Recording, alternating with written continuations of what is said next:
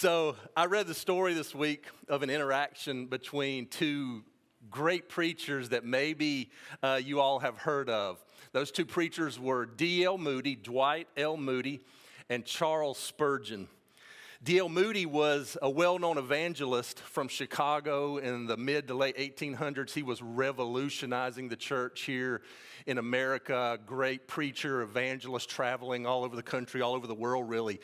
Charles Spurgeon had the nickname the Prince of Preachers. He is in London, where they couldn't even find a building big enough to make room to accommodate all the people who wanted to come hear him preach at the Metropolitan Tabernacle.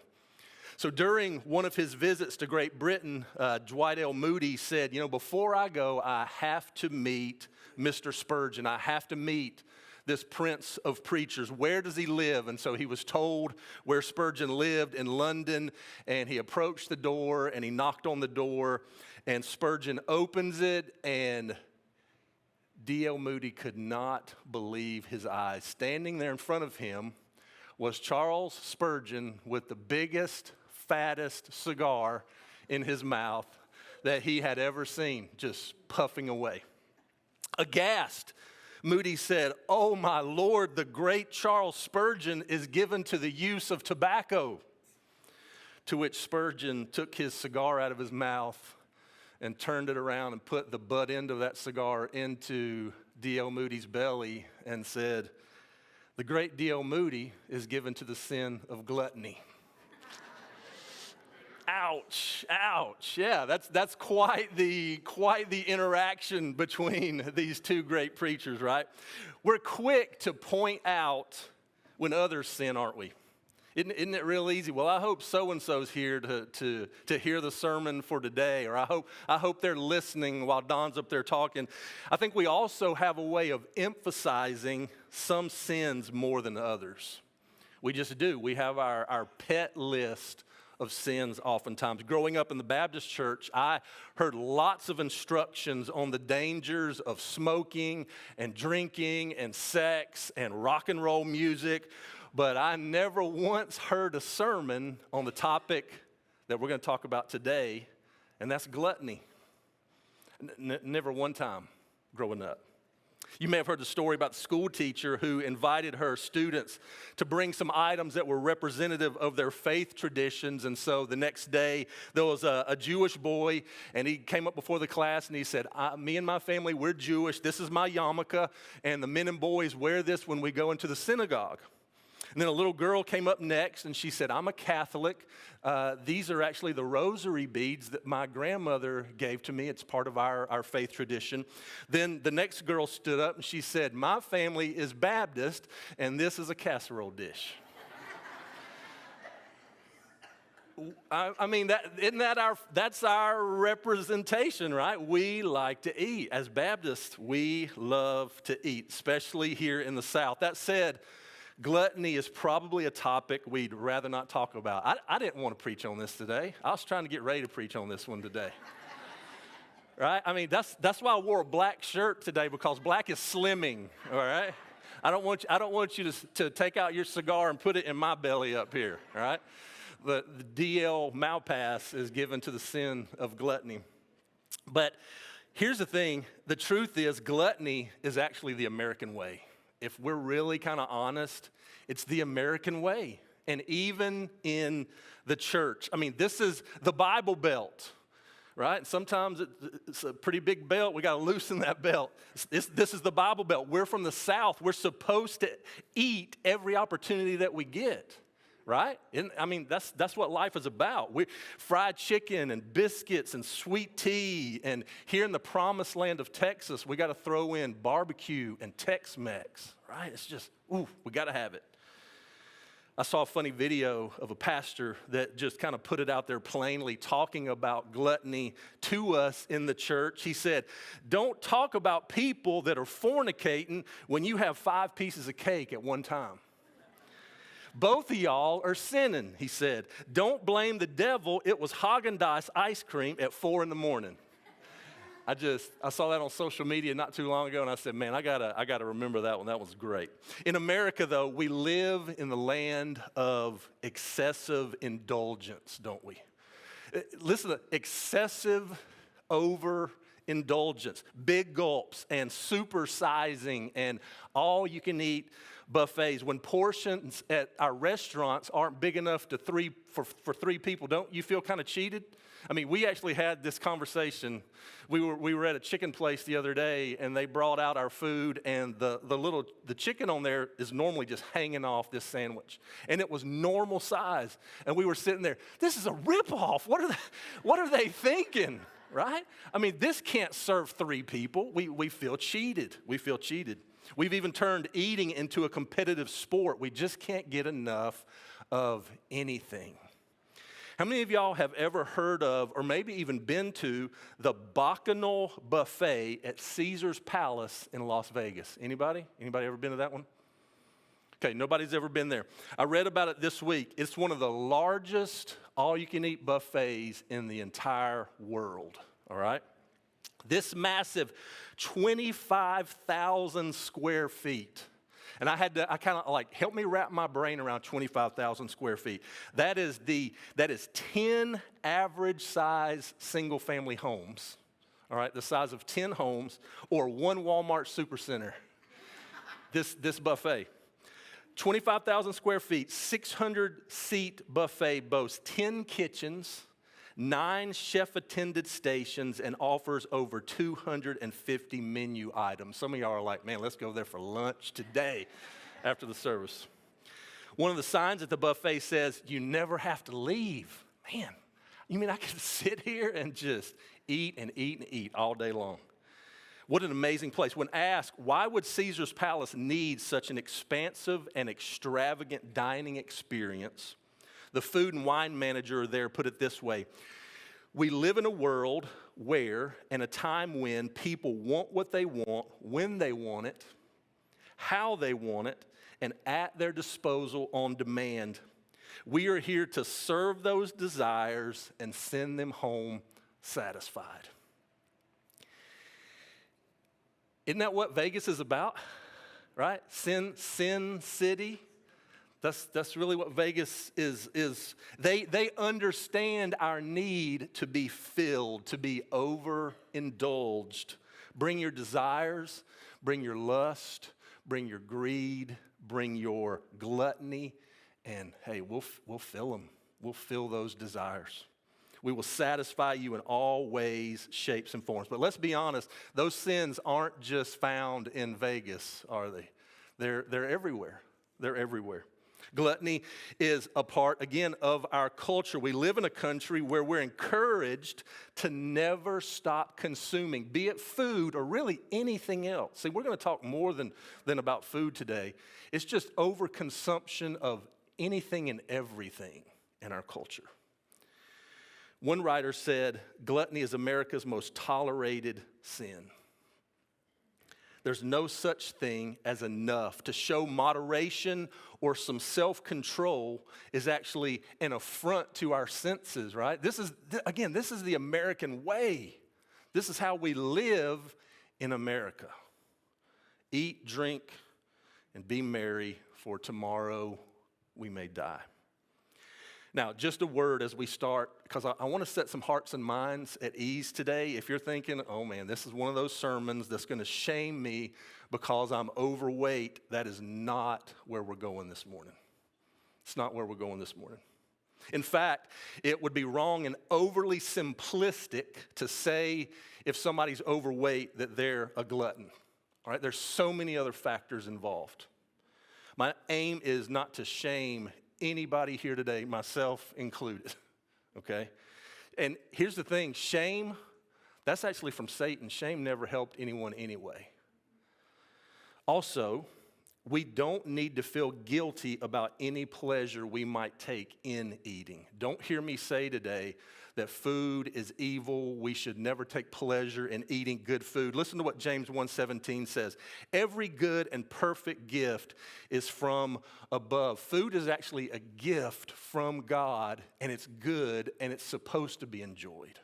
It's supposed to bring joy into our lives. Even chocolate and ice cream in moderation. All right, I will throw that in, but it doesn't mean, we got to just, we just got to beat ourselves and eat whole wheat bread the rest of our lives. That's not what we're saying today. I mean, think about it. Most of our favorite memories are actually around food. Family events and Thanksgiving and Christmas and weddings, all of those special events have food. We celebrated Faith's graduation last night. Jordan made some amazing pulled pork. Food is at those events. Jesus' first miracle, what was his first miracle? It was wine at a wedding. This is a party. We're having a good time. This is a gift from God to be enjoyed. The breaking of bread is at the very heart of church fellowship, even our communion that we take. God designed it that way. He gave us our appetites. So we want to praise God for food today, for good food, and especially for those of y'all out there who know how to make it really well, prepare it really well. Now, this helped me this week as I read an article by John Piper. Think about it. Sexual desires, where do those come from? From God. They're not evil. God has a plan. He gave us those appetites and desires. He has a plan for those, a perfect plan for those in the context of marriage. The corruption of those desires becomes a sin called lust. The enjoyment of rest is not evil. He wants us to rest. He even set aside a day for rest, but it can be twisted and become the sin of sloth or laziness. In the same way, the legitimate desire and enjoyment of food, when it gets twisted, can become gluttony, overindulgence. So what is gluttony? We need to define our terms today. Gluttony is not merely about overeating, all right? Hear me say that today. It is about enslavement to our appetites. Now again, I thought you just said appetites are good, they're God-given. Yes, appetites are good, and they are God-given in the context of what He's blessed us for. Okay, but those can get out of hand really quickly. Here's something we need to understand about appetites. Appetites can never be really satisfied if you think about it. They always want more, and I want it really now instead of later. If I feed an appetite, what happens? It just continues to grow and grow and grow. Here's another good definition. The mad pursuit of immediate bodily pleasures that never completely satisfy. It is unrestrained overindulgence and overconsumption. Too much of a good thing. The insatiable appetite for more. It's saying more to anything when we should say enough. Is that even in our vocabulary as Americans? I don't think it is. An excessive, self-indulgent kind of life that never learns to put the brakes on. And don't miss this one. At its core, gluttony is about dissatisfaction. It's seeking satisfaction in the misuse of God's gifts instead of turning to God Himself. Listen to this quote by pastor and theologian Frederick Buechner. I think he said it best. He said, "A glutton is one who raids the icebox for a cure for spiritual malnutrition." Doesn't that hit home for some of us? Ever heard of the term comfort food? I mean, it's in the name, right? Life is not satisfying or stimulating. Relationships feel empty. Work is boring. But food is always there. And it tastes good. When I'm feeling down, I eat something to make me feel better. I've had a hard day, so I deserve to indulge myself. We use things like food or alcohol or Amazon to satisfy a deeper craving in all of us. We've got this God-sized void that we're really trying to fill with so many other things. When we feel a hint of sadness or boredom, we want to eat or buy everything in sight, thinking it's going to make us feel better. And it might. There's the deception. It might temporarily make us feel better.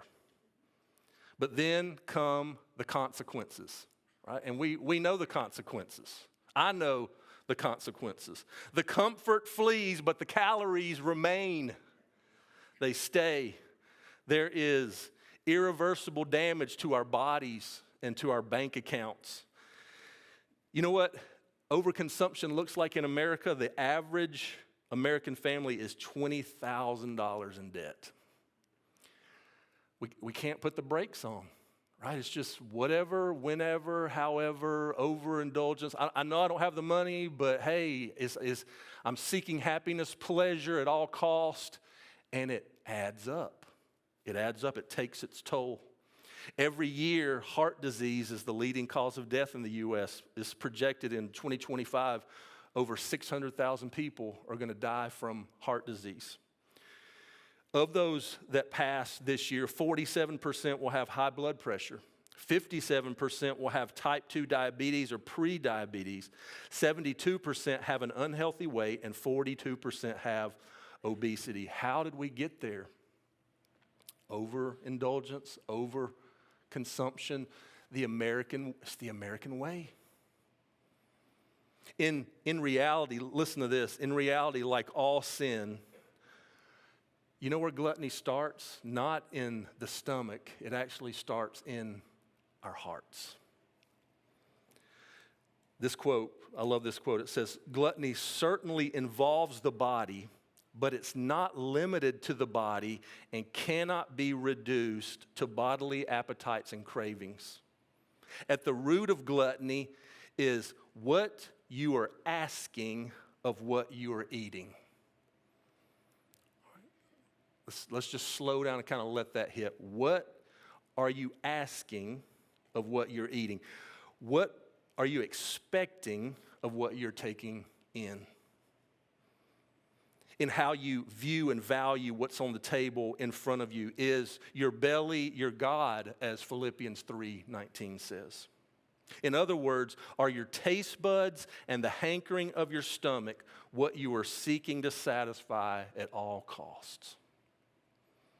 Kim Sherman, who was the author of the book, The Obsession, Reflections on the Tyranny of Slenderness, listen to what this observation from her. She said, "What I wanted from food was companionship, comfort, reassurance, a sense of warmth and well-being that was hard for me to find in my own life, even in my own home."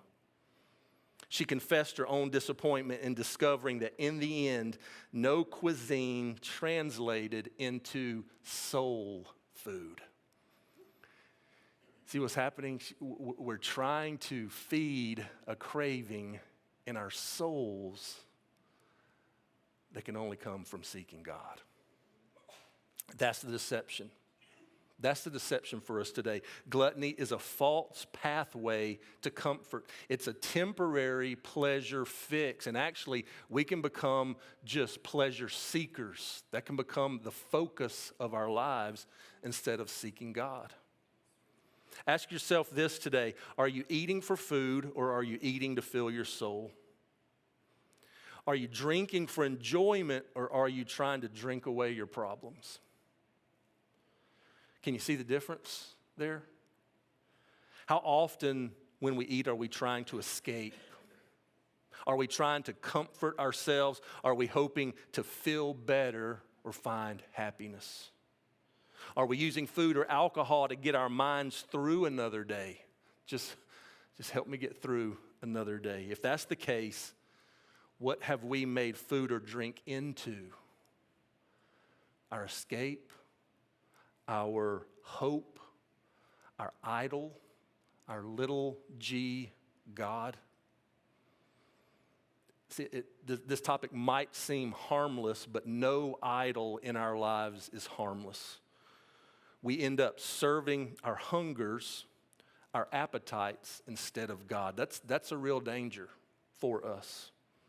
Gluttony says, God, you're not good enough, but another plate of food is. You're not good enough, but a brand new car is. God, you're not good enough, but that new whatever gadget iPhone is. With a little more, I'll be happy. It's always a little more, and I'll be at peace. We have trained ourselves, listen, we have trained ourselves when we feel anxious or empty to pay more attention to our physical needs than to our spiritual needs. Instead of that discomfort and anxiety driving us to God, we go to the bottle, or we go to another plate of food, or like Spurgeon, maybe we light one up.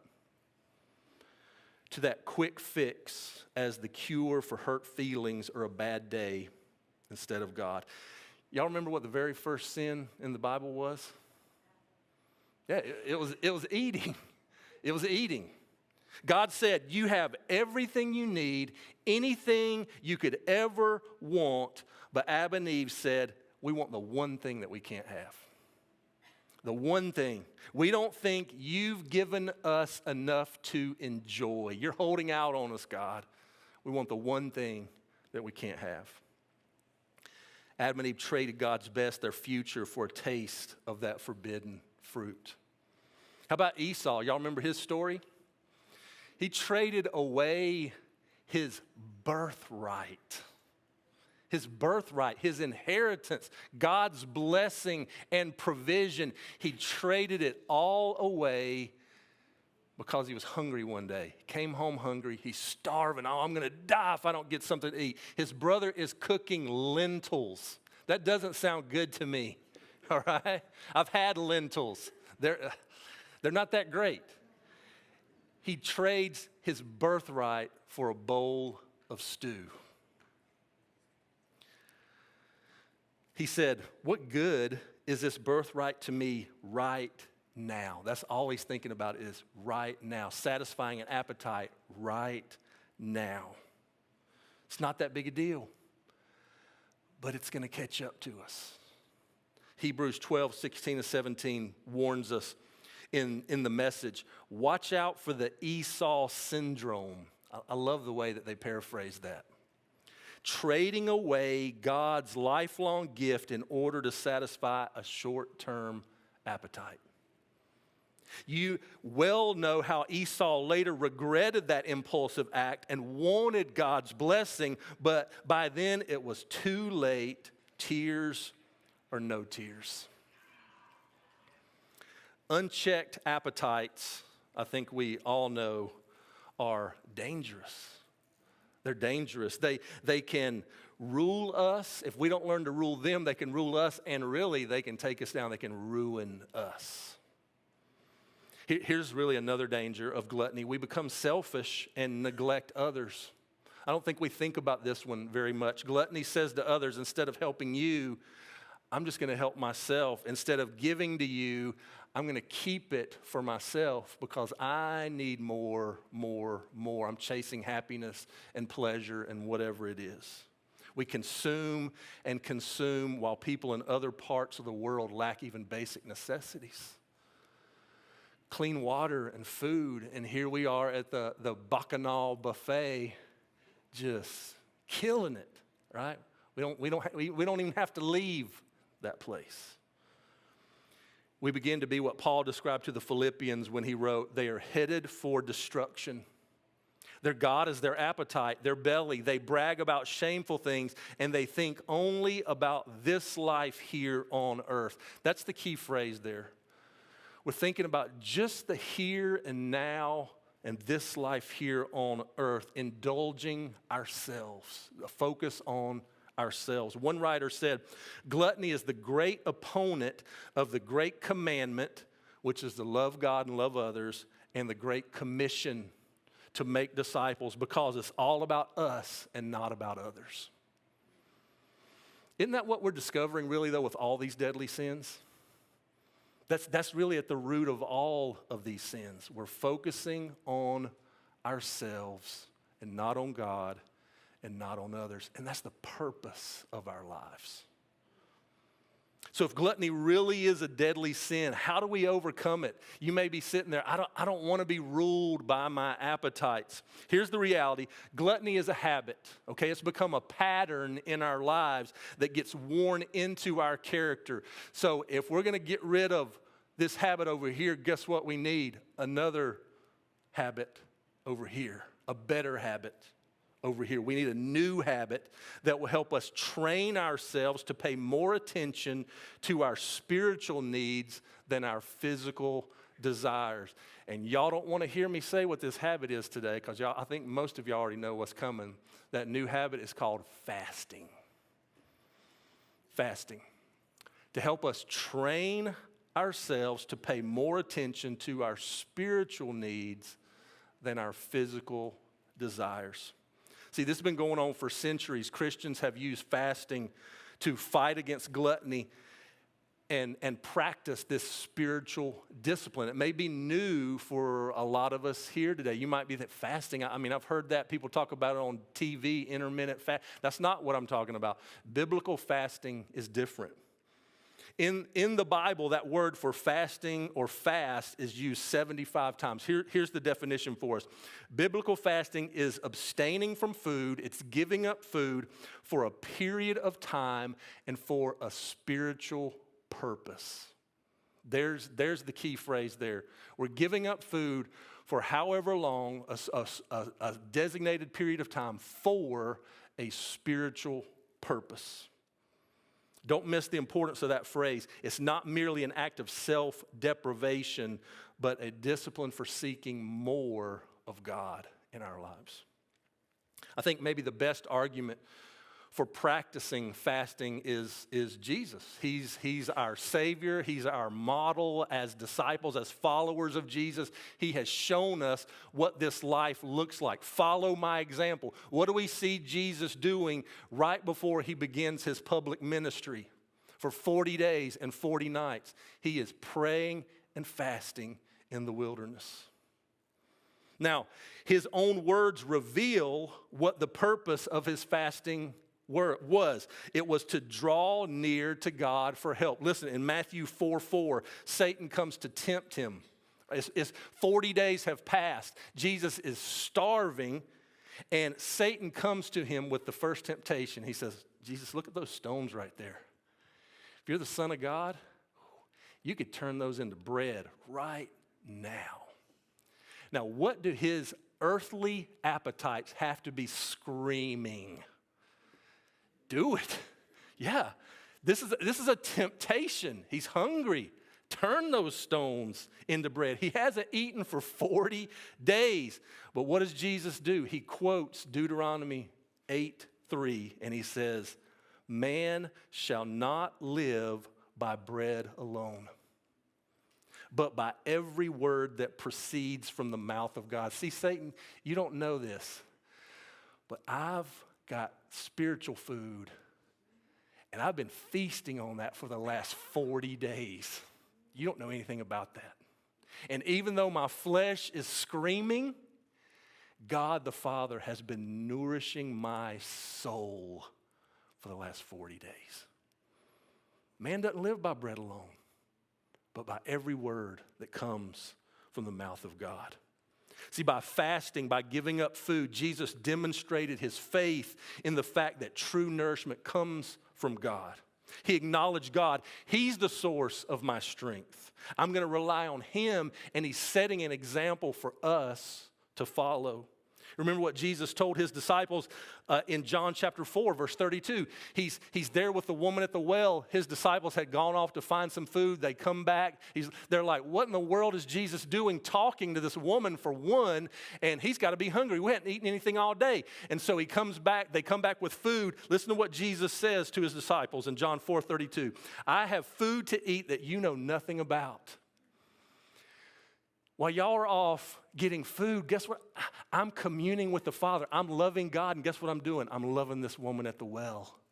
And that is nourishing my soul. That is filling me up with life and energy.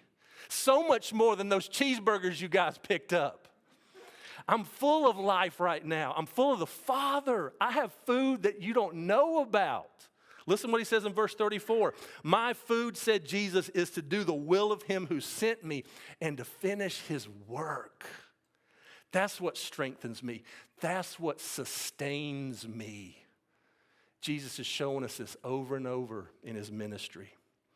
In his Sermon on the Mount, in Matthew 6, Jesus talks about prayer and giving and fasting. Y'all remember, it doesn't say if you pray, if you give, or if you fast. What does he say? When you pray, don't be like the hypocrites. When you give, don't be like the hypocrites. When you fast, don't be like the hypocrites. This is an expectation in the lives of his disciples, for the lives of his disciples. We will practice these things. Why? Because it builds our faith. It changes our hearts. It sharpens our focus. It eliminates distractions. It helps us see clearly. It brings us closer to the Father. And really more important than all that, it feeds our souls. It feeds our souls. And so often what we're looking for, chasing all those other things, we're trying to fill the craving of our souls that only God can fill. So let's get practical. If we suspect that eating for pleasure is a part of our lives and needs attention, one way to find out is to see how hard it is to give something up for, let's say, a week or a month. Have y'all ever tried that? Yeah, it's pretty hard, isn't it? To give just something up for a period of time, but not just for a period of time, but for a spiritual purpose. All right, maybe you could give up sugary foods. Oh, man. See, those words even coming out of my mouth don't even make sense to me, okay? Snacking between meals, or caffeinated drinks, or chips, or whatever it is you may feel like maybe has a grip on you, right? That's your go-to. Instead of going to God, that's kind of what I go to. And you're going to find it really hard to do some of these things, even though none of those things are necessary for our health. That's just the truth. Those things aren't necessary for our health. And it tells us how attached we are to certain pleasures associated with eating and drinking, how really attached we are to having our own comforts and cravings attended to. Richard Foster, who has some amazing stuff on the spiritual disciplines, listen to what he said. He said, fasting reveals the things that control us. And Paul writes and he says, listen, I don't want to be mastered by anything. Everything is permissible, but not everything is beneficial for us. And I don't want to be mastered by anything. And you might say, well, food for the stomach and stomach for food. But listen, we gotta think deeper than that. I don't want to be mastered by anything. The thing about gluttony is it wants to live on bread alone. It wants to live on bread alone. That's where I find my pleasure. That's where I find my comfort, where I try to seek satisfaction. It wants you to be constantly stuffed and overindulged so that you never recognize your hunger for God. See, I can't hear my spiritual stomach growling if it's always full. So we practice denying ourselves, our physical appetites, not to prove anything or show people how spiritual we are, but to remind ourselves of the promise. Listen to this promise in Psalm 107:9. For he has satisfied the thirsty soul, and he has filled the hungry soul with what is good. How many of y'all have ever experienced that?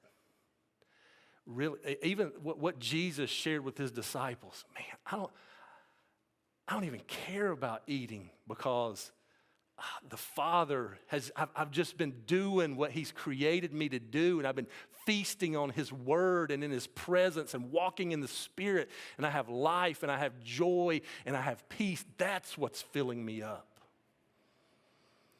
Here's a question for us today. Do we spend as much time every day feeding our souls as we do feeding our stomachs? See, we've got a deeper problem than an empty stomach. It's a soul for many of us that's starving.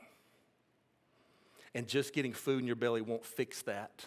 What you're actually craving is a relationship with God through his son Jesus, the bread of life that has come down from heaven. And he wants to be that bread for you. This is actually, as we close today, the antidote for gluttony, as I studied this week, is learning to find our ultimate satisfaction in Jesus. Understand that he is the only one that can truly satisfy. Jesus reminds us in Matthew 6:25, isn't life more than food?